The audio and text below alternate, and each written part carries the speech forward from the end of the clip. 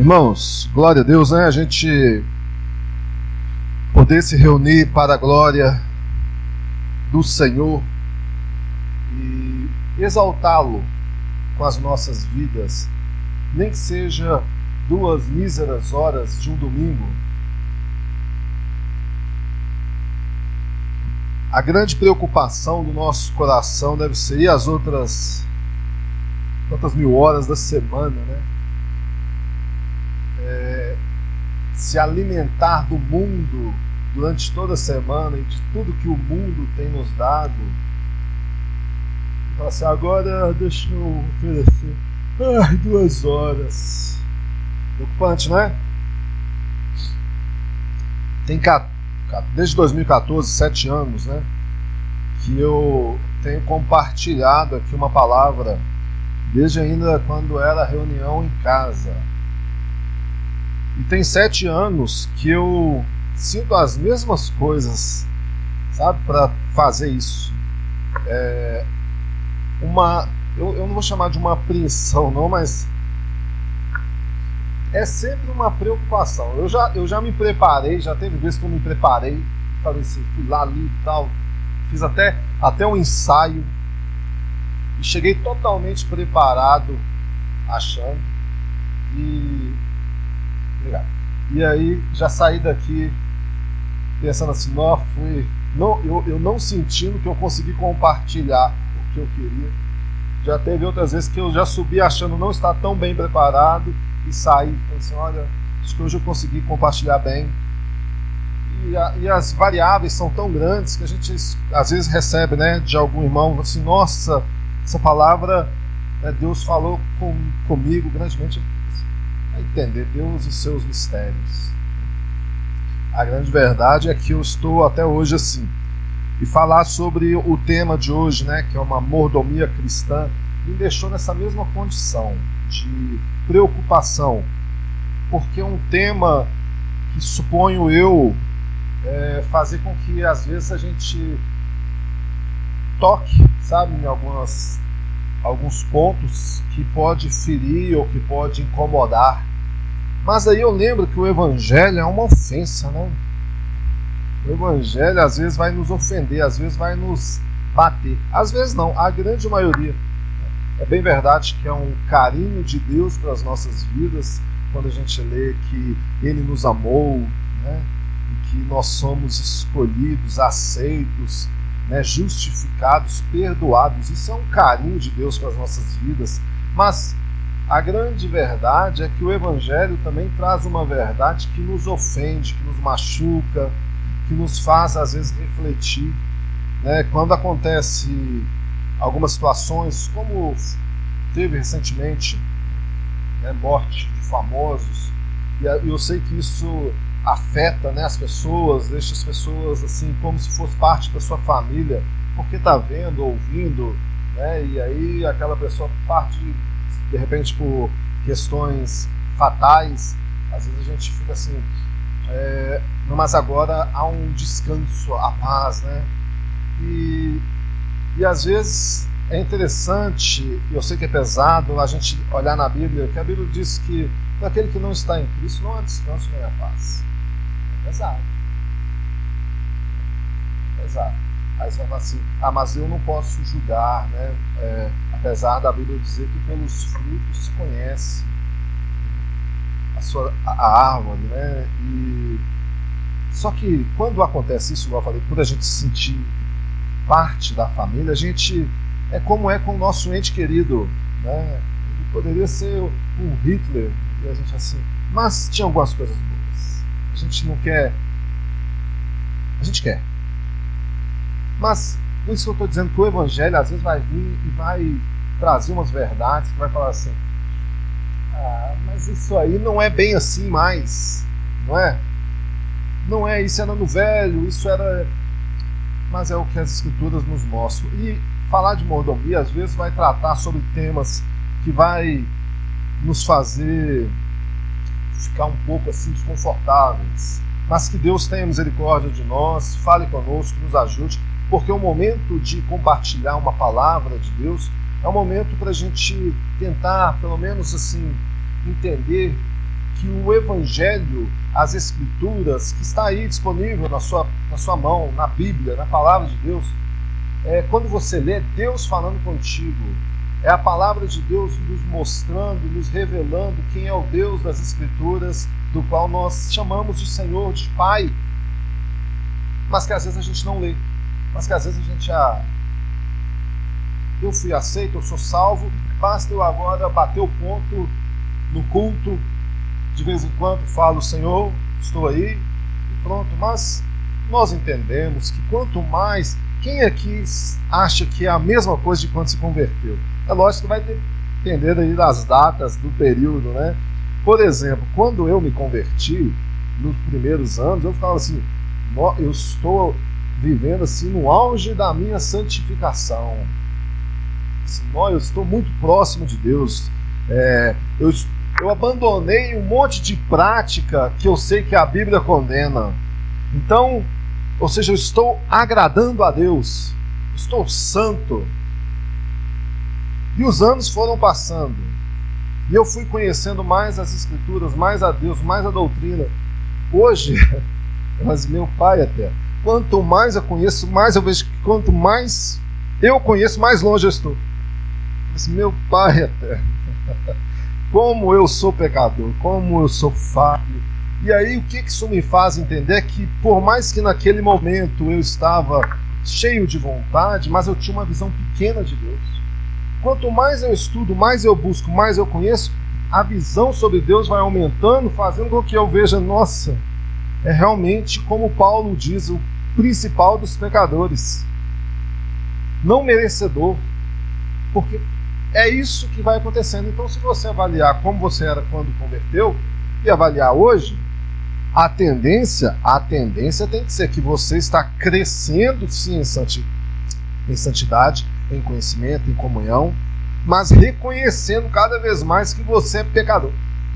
Reconhecendo cada vez mais que não é a sua obra, que não é a sua ida ao monte, que não é o seu voto, que não é o seu jejum, que não é o seu momento ali de orar 3 horas da madrugada, horário que o anjo passa e entrega a bênção. É ou não? E também porque a fila é menor, né?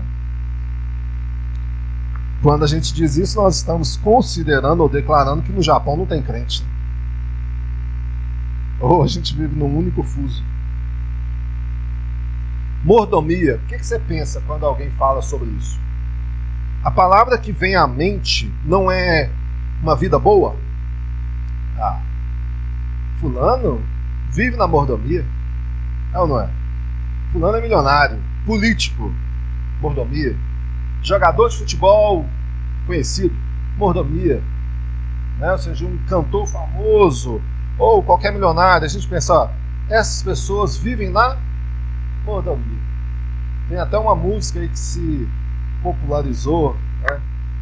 É muito antiga aí, do Almir Guineto, parece que Zeca Pagodinho, né? Fala assim, ô Maria, não é? Virou até uma paródia aí pra torcida cruzeirense, né? Que fala assim, vamos parar já com essa mordomia. Denilson curtindo. Ou seja, no popular é algo relacionado a algo bom.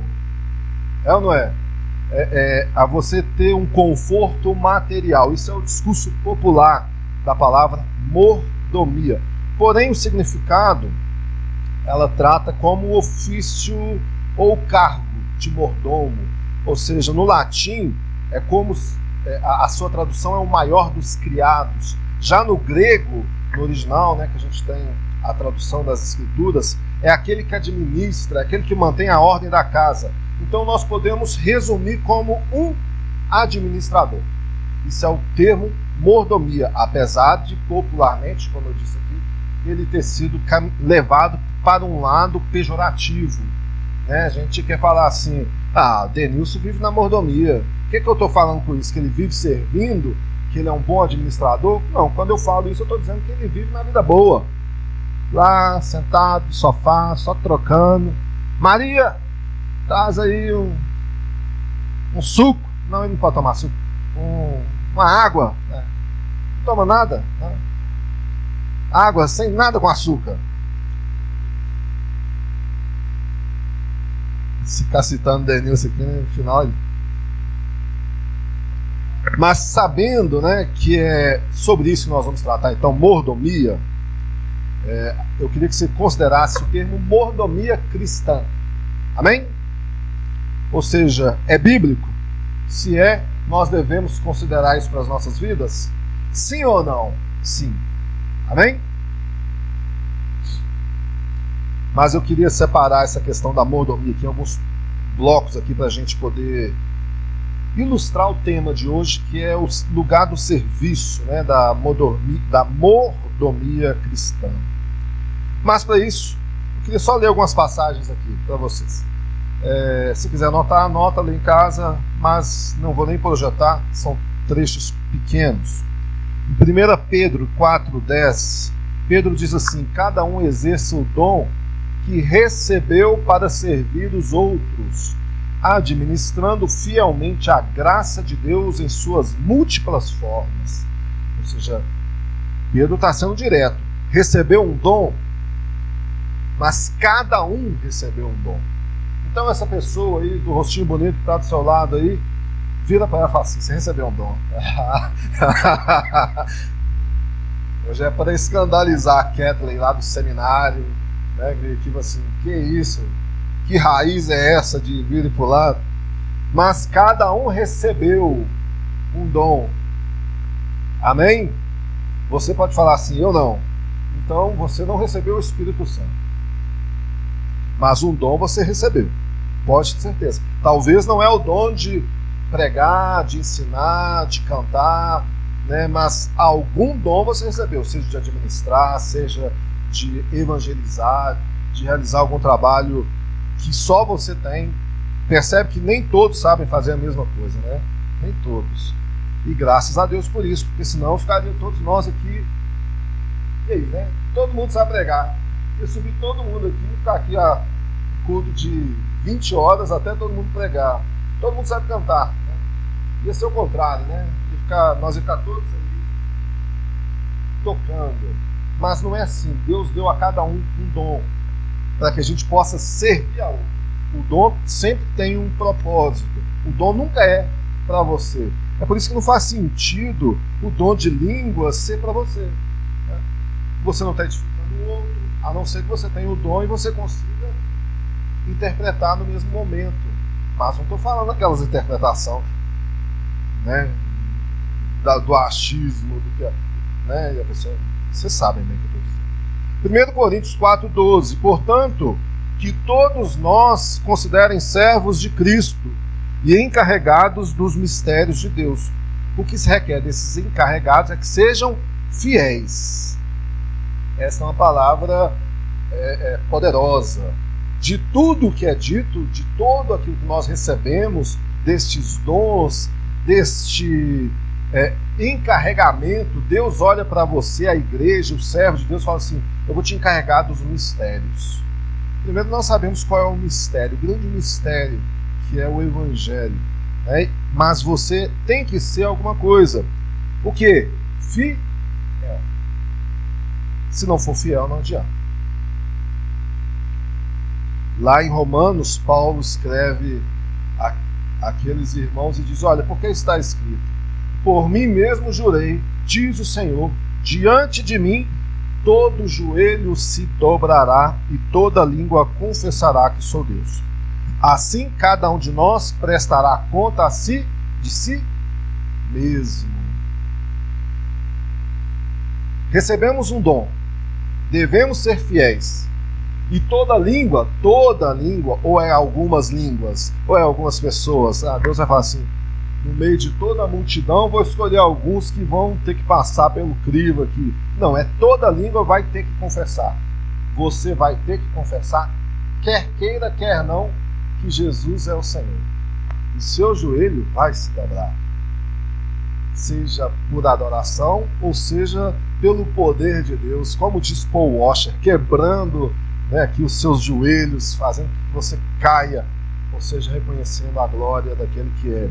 Mas você vai ter que prestar contas. O que um administrador faz?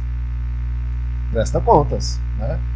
como a gente entende no mordomia, nós acabamos de falar aqui, a sua tradução está falando que você tem que ser um bom administrador.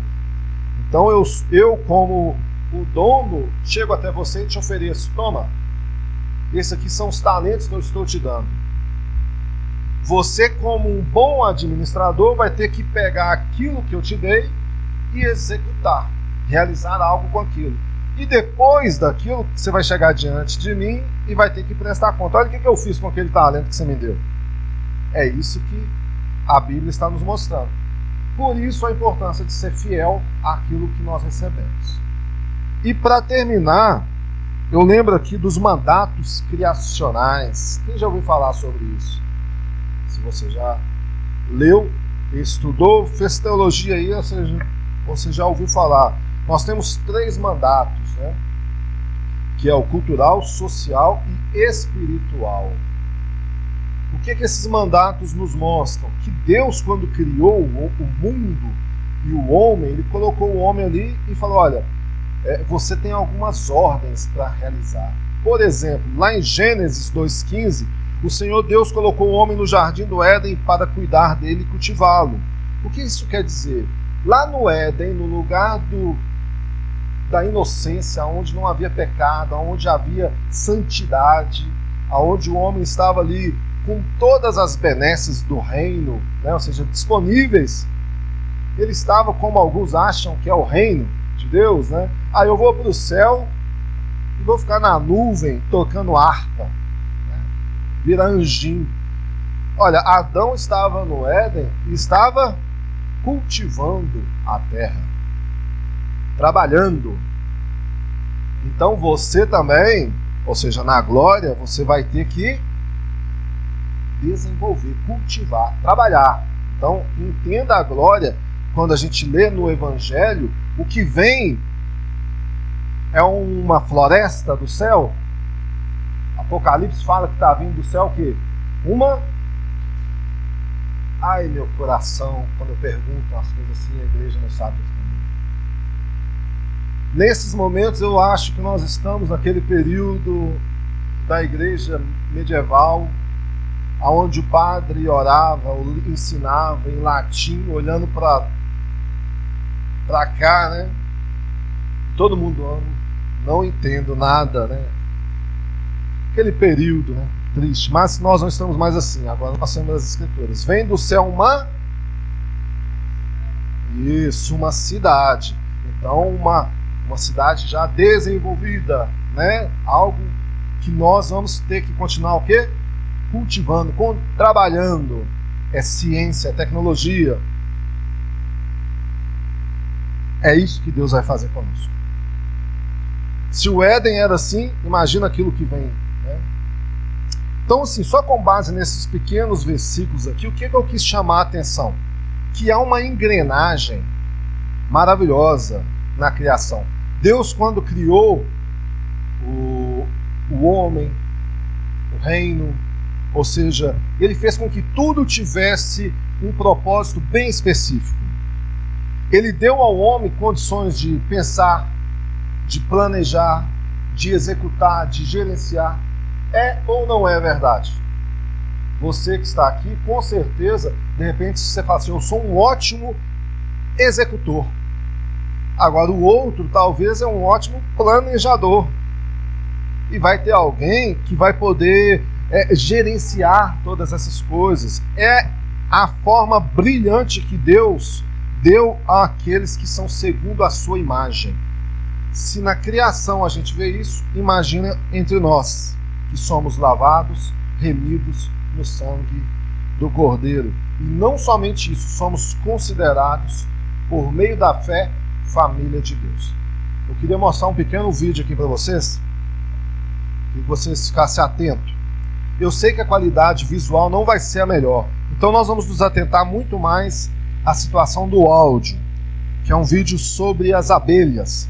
Eu não sei se você já viu, ou percebeu, ou já se interessou de como funciona uma colmeia, mas é algo maravilhoso. E a colmeia pode nos trazer assim essa visão, que vai pelo menos nos ilustrar aquilo que eu pretendo passar aqui hoje.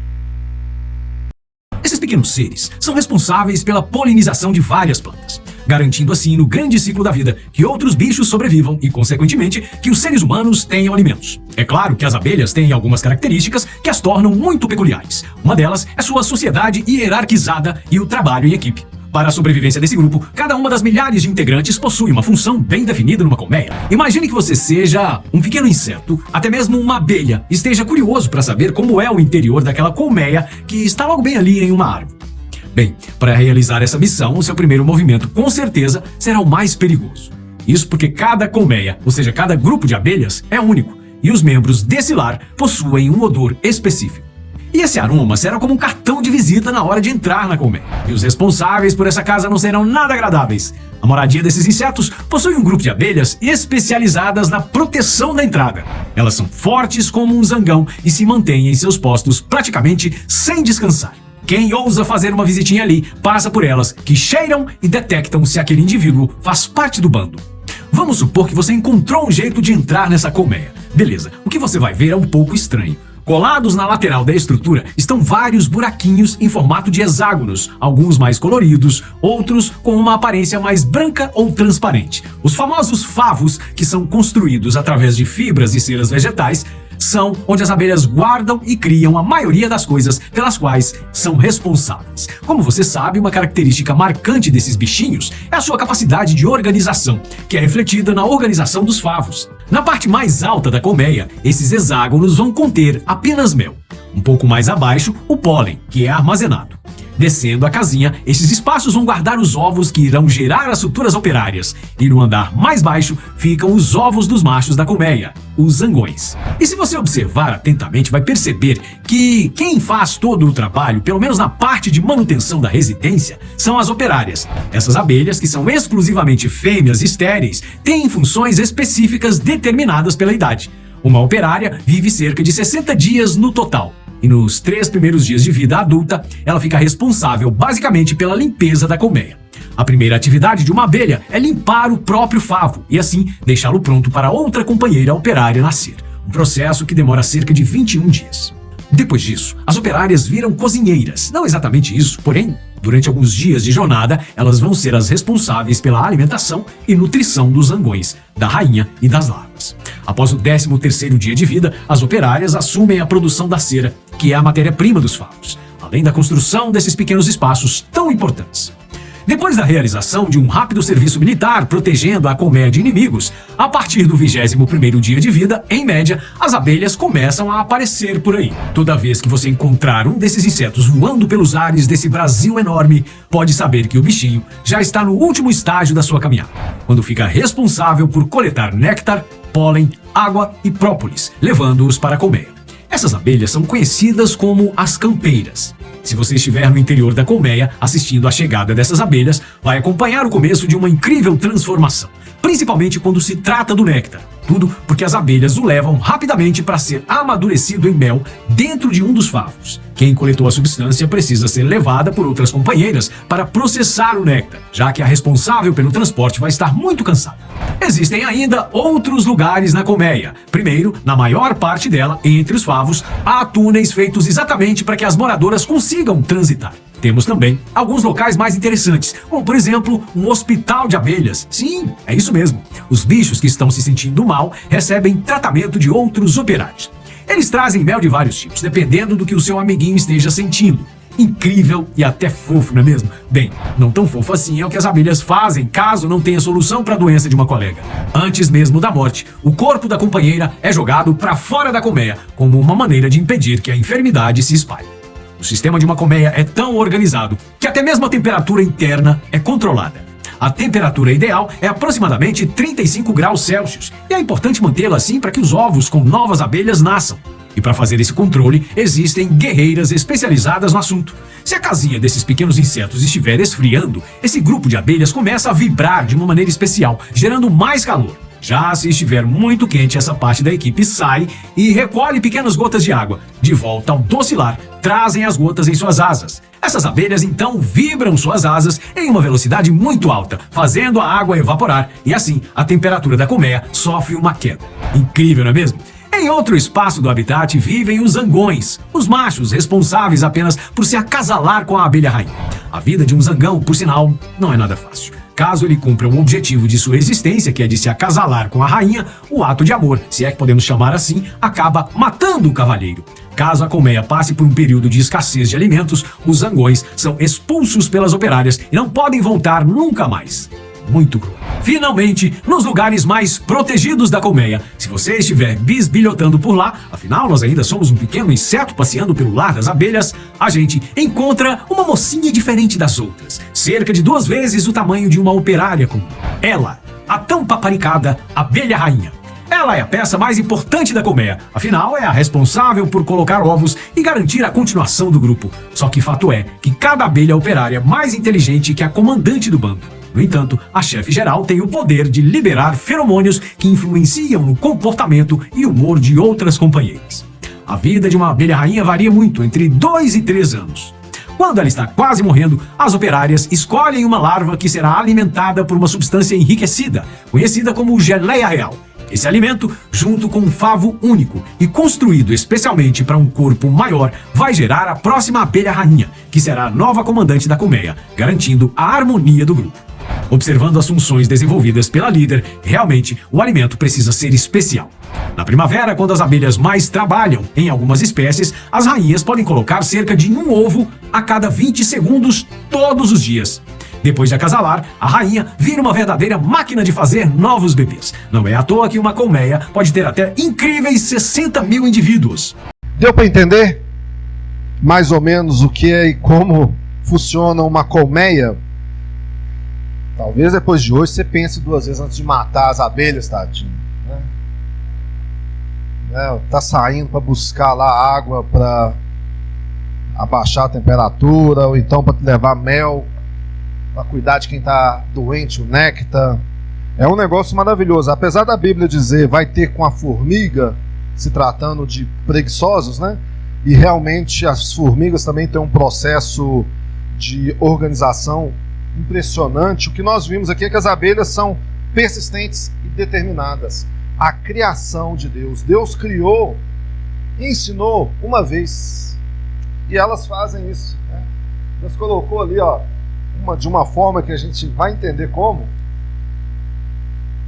Né? Ou seja, tem aquelas que sabem, olha, nós estamos num processo aqui de limpeza, a outra de alimentação, a outra de construção, segurança, a outra de coletora, mas está funcionando e sempre funcionou.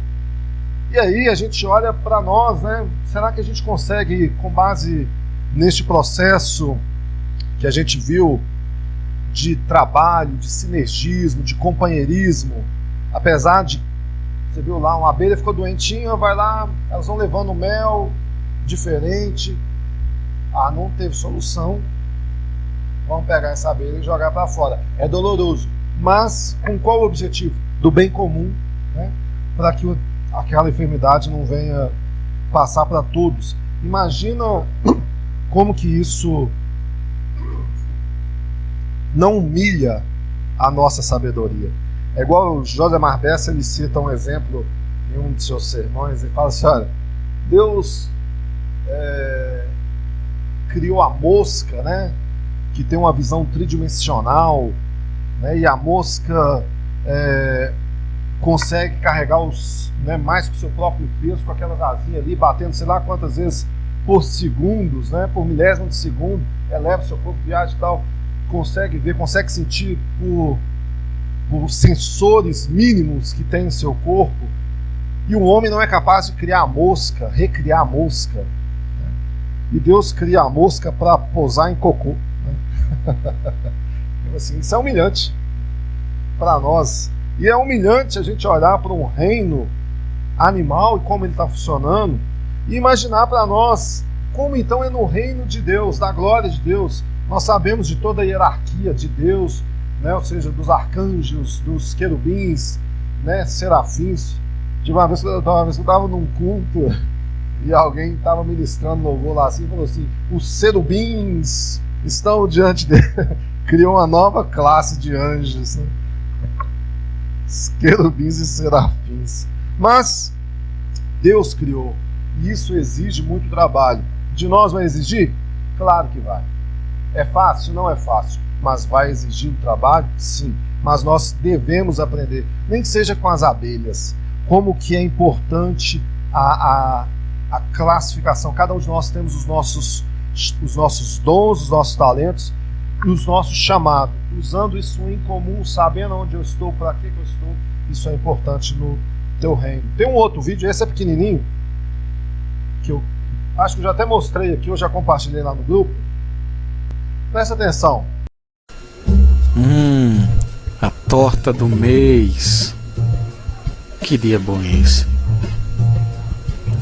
Primeiro pedaço vai para minha casa, é claro. Valeu, cara. Segundo pedaço, deixa eu ver, vai para meus carros. Muito bom, obrigado. Esse pedaço para moda. Eu não poderia, talvez uma mordidinha. Esse pedaço para meus hobbies. Olha! Beleza! E esse aqui, cartões de crédito. Não me esqueça, eu juro, senhor. Ah, sim, desculpa. Mas isso aqui para educação não é tão necessário assim. E esse é meu, claro. Deve estar uma delícia.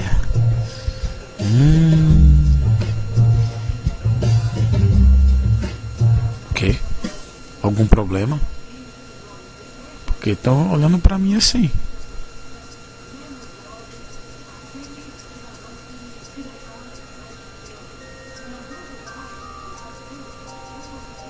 O quê?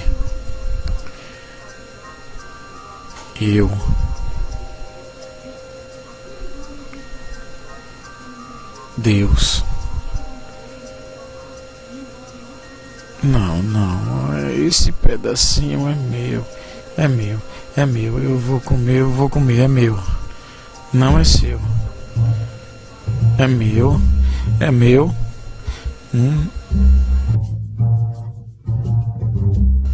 Cara, ele te deu essa torta.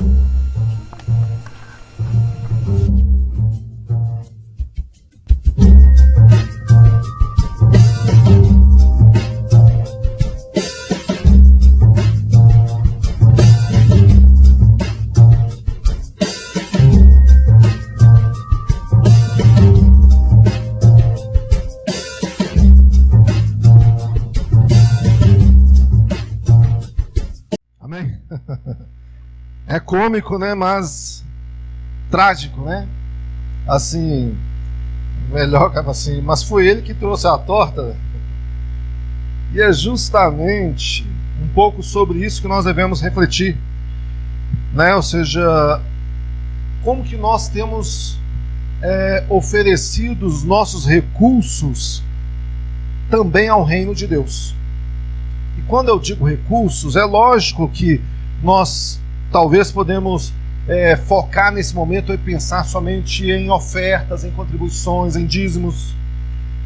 Nós não recebemos salário aqui na igreja, então a gente fica tranquilo de poder falar sobre isso, né?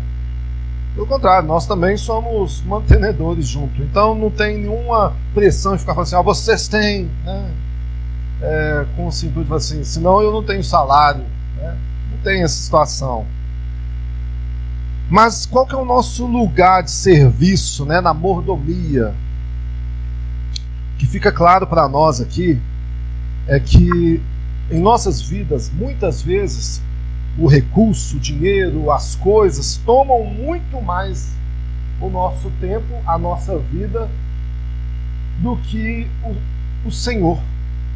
Sabe? Deus, ele é lógico que ali, né, a gente fica pensando assim, nessa ilustração, enquanto que no vídeo das abelhas a gente está vendo que cada uma tem ali o seu propósito, cada um está ali conduzindo para aquilo que ela foi chamada, trabalhando em prol de toda a colmeia, de toda a comunidade. O segundo vídeo da torta vai nos falar e vai nos ilustrar uma seguinte situação. Aquilo ali é um reflexo real das nossas vidas. Nós, muitas das vezes, estamos gastando as nossas vidas em prol de muitas coisas que estamos consumindo e vai nos tornar cada vez mais consumidos como consumistas. Né? Que redundância. Assim, Deus distribuiu talentos para a igreja. Né? A multiforme graça de Deus vai fazer com que cada um tenha propósitos claros e específicos no reino, de atuar, de servir.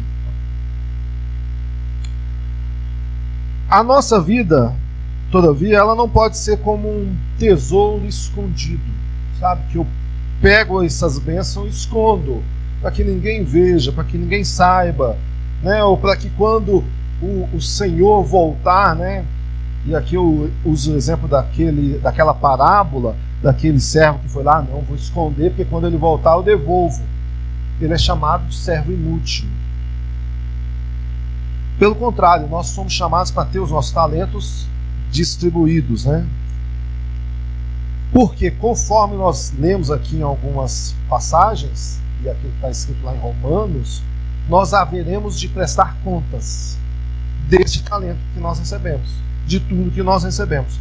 Então, de tudo aquilo que nós temos em nossas vidas, e usando o exemplo ali desse vídeo da torta, é bem comum às vezes a gente gastar muito a nossa vida com as coisas, e ali você pode interpretar realmente como a situação que você pega tudo que você faz durante toda a sua semana. Aí eu quero dinheiro, quero riquezas, para quê? É proibido a gente ficar rico? Nós vamos falar um pouco sobre isso? Não, né? Só é perigoso. Jesus nos alerta sobre isso, Paulo fala sobre isso, porque há uma situação com a riqueza que entra num contraste com Deus. Não dá para servir a dois senhores. E o dinheiro acaba sendo um senhor. Ele administra as nossas vidas, ele nos escraviza com as coisas. Porque hoje, por exemplo, nós que estamos aqui no Brasil, né, ou seja, Minas Gerais, Belo Horizonte, a nossa realidade é muito diferente de quem está na Angola, por exemplo, lá do pastor João Manuel.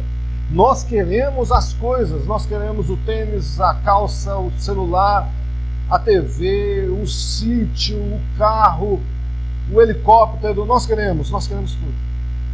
Aí quando a gente conversa, por exemplo, lá com o pastor João, a gente vê os vídeos, algumas coisas, eles lá querem arroz. Percebe como que é diferente? Mas a gente está vivendo no mesmo mundo. Eu queria ler uma passagem aqui, que essa é a passagem do sermão, e agora eu terminei a minha introdução.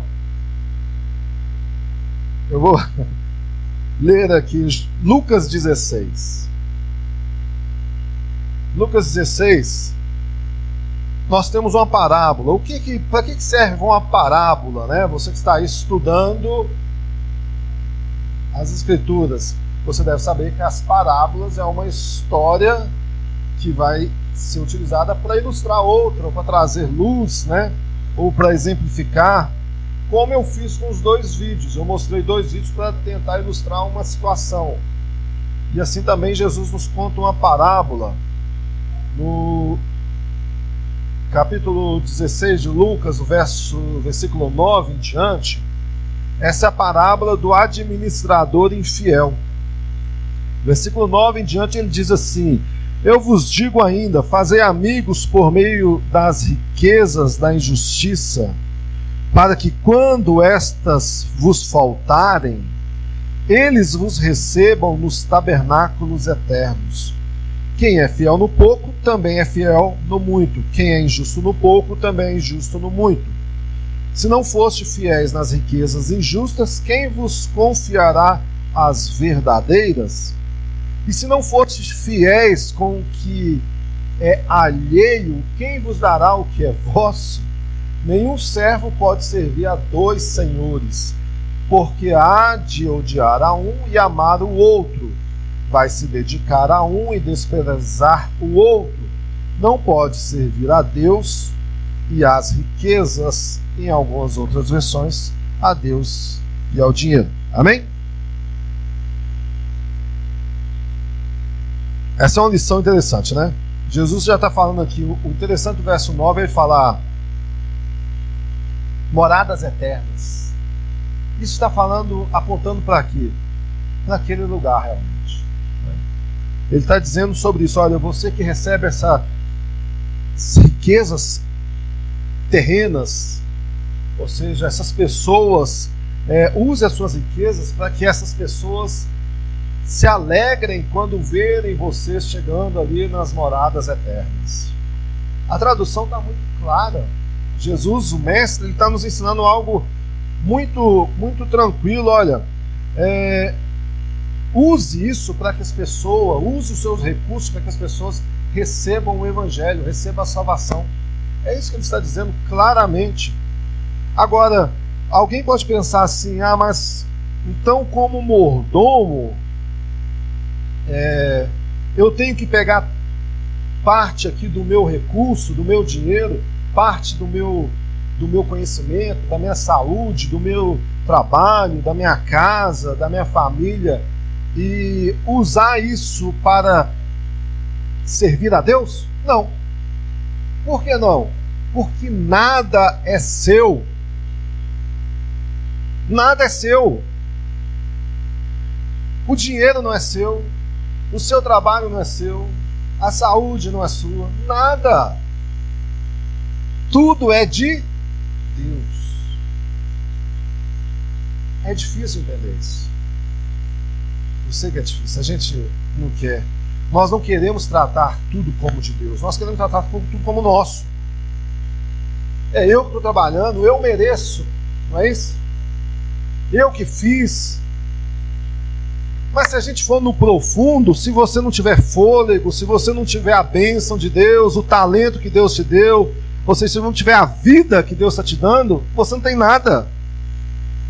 Você pode ter milhões, e como a sociedade, o mundo interpreta mordomia, e viver nessa mordomia de bem-estar, mas se conforme está escrito, nesta noite ainda o Senhor vai chamá-lo, e você for chamado, acabou. Ou seja, você perdeu tudo que você tem, percebe?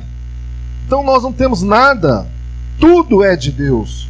Como que você avalia se você está tratando as coisas assim? Quando você chega no seu emprego, na sua empresa, no seu trabalho, como que você trata? Mais um dia. Nossa, que lugar chato. Ai, que desprezo ter que trabalhar aqui. Se você tem esse sentimento, você está esquecendo que você é apenas um mordomo de Deus. Ele que te deu aquilo ali. Do jeito que está. Mas é um lugar péssimo. Mas Deus te colocou ali. Ou você não crê nas Escrituras? Porque você pode crer ou não crer. Não tente viver o crer mais ou menos. Algumas coisas eu acredito, outras não. Algumas coisas eu considero, outras não. Você está negando a palavra de Deus quando você faz isso. Vou ter que adiantar e correr, né? É igual um exemplo que o pastor Glauber, né, lá do Japão, ele conta. É aquela criança assim, Deus fala assim, coincidentemente eu tenho 2 moedas. Toma, filho, 2 moedas. Uma é para você e a outra é para você ofertar para Jesus na igreja. Toma as moedas. Opa, uma para mim e a outra para ofertar. E aí ele sai brincando com as moedas. E aí ele tropeça e a moeda cai. Uma moeda cai dentro do bueiro, já era. Ele fala, ih, Jesus, só a moeda. Quando a gente vê o versículo 10 e 12 aqui, olha, quem é fiel no pouco, também será no muito. Ou quem é fiel no pouco, também vai ser no... Isso quer dizer, sabe o seguinte, se você é infiel agora, considere que você está no pouco. Eu vou considerar que você está no muito se você estivesse na mordomia viajando de helicóptero. Mas se você consegue ser infiel agora, a Bíblia está dizendo, não sou eu, é Jesus, está dizendo que você também vai ser infiel lá. Aí quando a gente olha para o político que está lá roubando, você fala assim, que absurdo, o cara está roubando merenda das crianças da escola. Mas se você está fazendo coisas ilícitas agora, no pouco, você também seria alguém que estaria roubando a merenda do... Ah, mas eu não estou fazendo nada. Basta avaliar todas as questões. Se você está sendo fiel em tudo, ótimo. Se não, você também vai estar daquele jeito. Como eu disse, Jesus falou, olha, é perigoso ser rico. Porque, ele falou assim, é mais fácil um camelo passar no fio de agulha ali do que um rico entrar no reino. Porque o dinheiro tem esse poder de fazer com que você deposite toda a sua confiança nele. Ah, eu estou com meu filho envolvido em droga. Eu vou pagar as maiores clínicas, os maiores terapeutas e tal. E a gente vê que tem muitos ricos, ricaços, gastando toda a sua fortuna com filhos envolvidos em droga e não vê solução. A pessoa coloca a confiança no dinheiro. Enquanto que nós, graças a Deus, confiamos que Deus é poderoso para livrar, né? Então você é um mordomo de Cristo, você deve pensar, em tudo o que você faz, você deve fazer para a glória de Deus. É por isso que a gente sempre frisou ali, é dele, por ele e para ele, né? Então você vai trabalhar, é dele, por causa dele. Então você está trabalhando é por causa dele e também o resultado é para ele. Não pode ser somente para você. Isso é mordomia, servir o talento de alguém que alguém te deu. Verso 13, ele vai dizer então, nenhum servo pode servir a dois senhores. Não dá para ficar pensando somente em dinheiro, o dia inteiro pensando em dinheiro. Como que eu faço para ganhar dinheiro? Se você ficar pensando em dinheiro, isso está já governando a sua vida sem você ter. Percebe? Ele já é um governo, ele já é um Deus na sua vida sem você ter ele. Então se você tiver ele, aí acabou. Você tem o suficiente, o que Deus queria que você tivesse. O suficiente está na sua vida hoje. Ah não, eu poderia ter muito mais. Tem muita gente que está ganhando muito mais. Eu acabei de te dar um exemplo que lá na Angola as pessoas adorariam ter o que você tem aí agora. O que nós desprezamos, muitas pessoas, e eu estou falando Angola, mas a gente pode vir aqui mesmo, Belo Horizonte, ou nas cidades circunvizinhas, ou no interior, tem muitas pessoas que amariam ter o que a gente despreza. Então, glória a Deus pelo que você tem. Se você tem aonde dormir, o que comer, o que vestir, esteja grato. Ah, Senhor, mas eu quero mais para a glória de Deus ou para ostentar? Ou para postar no Instagram, né? Esse é meu iate. Percebe que se for para ostentar, é algo muito mais do coração do homem, terreno, que não está nem um pouco interessado com a volta de Cristo. Até fala, volta Jesus, mas depois que eu gastar todos os meus milhões. Então a gente deve ser bons administradores de tudo que Deus nos deu. Amém? John Wesley diz, faça todo o bem que puder, por todos os meios que puder, de todas as maneiras que você pode, em todos os lugares que você puder, em todas as vezes que puder, para todas as pessoas que puder, enquanto você pode, sempre. Faça o bem, irmãos. A Bíblia diz lá em Tiago, se você sabe fazer o bem e não faz, você peca. Por exemplo, a Dirlene sabe fazer o bem. Ela me ofereceu assim, nossa, eu lembrei, passou um doce de leite. Mas trouxe o doce? Não trouxe. Pecou. E está gravado.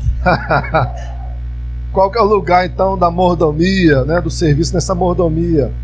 Primeiro, irmãos, é você ter o seu coração nele, entender que você foi chamado por ele e viver para a glória dele. Isso em todas as áreas da sua vida. Amém? Sirva com amor, viva com atenção e boa intenção, com racionalidade, com disposição.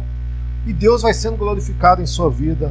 E nós vemos a igreja prosperar, não no sentido de crescimento. Apesar, olha, eu vou compartilhar algo aqui. Eu amo este espaço, eu amo o que Deus nos deu aqui. Mas sabe uma preocupação? O culto é um culto da família. Eu entendo assim também, hoje. E eu quero que o culto esteja aqui,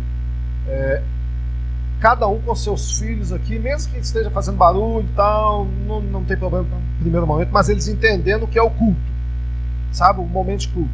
As salas a gente utilizar ainda em escola bíblica. E para isso, o que nós temos de necessidade? Espaço.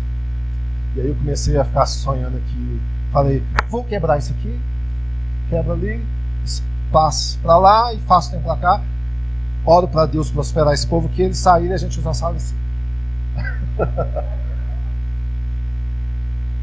Mais complicado, né? Mas é uma oração. Outra oração é: Senhor, nos mostra então, porque eu acho que a igreja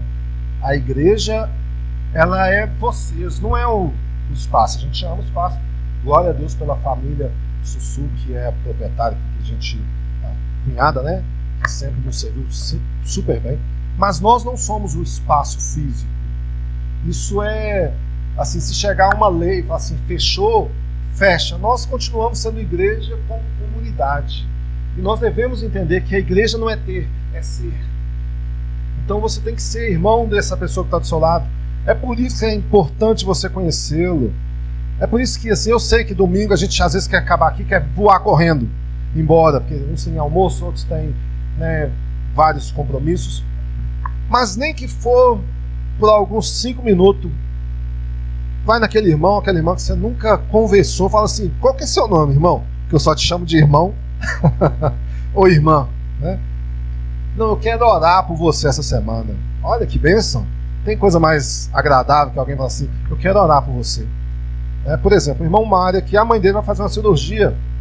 Nós até oramos na terça-feira, quarta-feira, né? Mas é legal se ficar assim: ô Mário, né? Que dia vai ser a oração, a cirurgia lá? Vou orar, né? Então, uns aos outros, né? Ou seja, todo mundo aqui tem um motivo preciso de oração. Relacione, isso é essa igreja. Amém?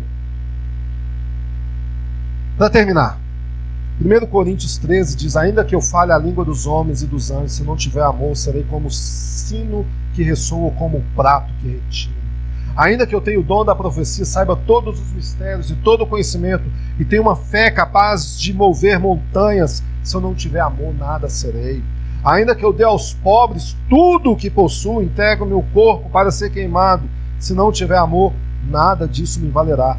O amor é paciente, o amor é bondoso, não inveja, não se vangloria, não se orgulha, não se maltrata, não procura seus interesses, não se ira facilmente e não guarda rancor. O amor não se alegra com a injustiça, mas se alegra com a verdade. Tudo sofre, tudo crê, tudo espera, tudo suporta.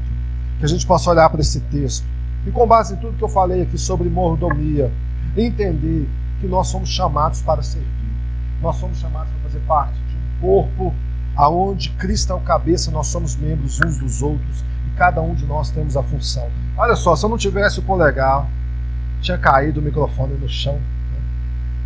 Cada um tem o seu papel, tem a sua importância. Então que nós possamos nos apresentar sempre a Deus, né? Como voluntários para servir uns aos outros, a igreja, com os talentos. Que a sua performance nunca seja para a sua honra. Olha como eu faço isso legal, olha como eu sou bom. Mas que seja para servir em amor, conforme nós acabamos de ler em 1 Coríntios. Não adianta, né? Paulo está dizendo aqui o seguinte: olha, ainda que eu dê o meu corpo, poxa, cada um de nós poderia ver isso como um ato de amor maravilhoso. O cara deu o seu corpo para ser queimado pelo outro. Só que não tem amor, não tem verdade, está falando que não vale de nada. A diferença de Jesus que deu o seu corpo naquela cruz amando. Amém? Que nós olhemos para Cristo como nosso modelo. Que nós olhemos para Jesus como aquele que nos serviu, o maior exemplo de serviço, de servidão. Que nós possamos ser como Ele. Que toda a altivez, a arrogância do nosso coração possa hoje por um pouquinho cair e voltar para assim: não, eu não sou maior, eu sou maior porque eu sirvo. Porque a Bíblia diz isso, né? Maior aquele que serve. Amém, irmãos? Você tem um dom de Deus, então use isso para a glória de Deus e seja um bom mordomo de Deus. Amém? Só lhe deu glória, a Deus somente toda a glória. Vamos orar em nome de Jesus. Pai, obrigado, porque o Senhor é bom e tem nos dado dons conforme o teu grande propósito. Dons, ó Deus, para servir a tua igreja, dons para, ó Deus, servirmos uns aos outros. E todo o recurso que o Senhor nos deu é teu. Portanto, nos dê sabedoria para administrar tudo, ó Deus.